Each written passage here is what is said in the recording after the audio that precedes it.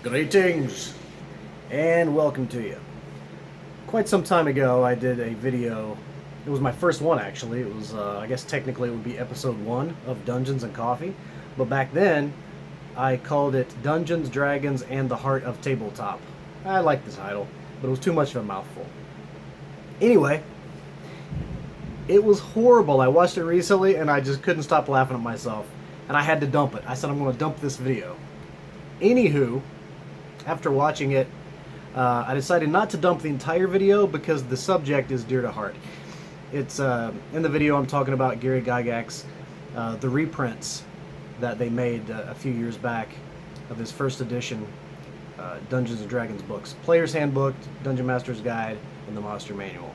So what I did is I just kept some of the highlights that mattered, and I dumped the rest of it. So here it is. Dungeons and Coffee!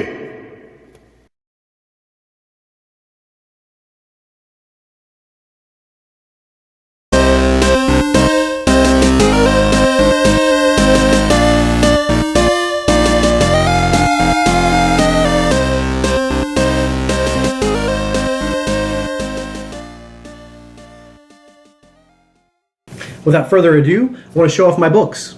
Now, I purchased all 3 of these at a local gaming store about 2 years ago. What you'll find, check this out, they're reprints of Gary Gygax's first edition trilogy of books. You've got the Dungeon Master's Guide. You can see the foil imagery there, it's beautiful. You've got the gold leafing. And as you can see, this is the real deal.